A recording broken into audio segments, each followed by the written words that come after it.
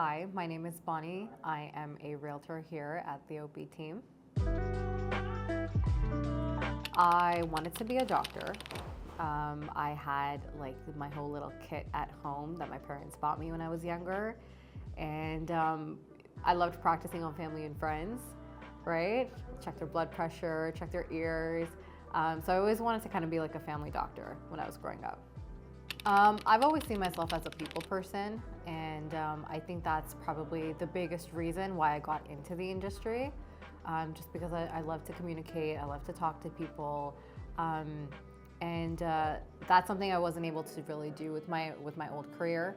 And this is something that I love about the business, and I think people reciprocate. I love to travel, right? Whether it be overseas or whether it be to the local coffee shop.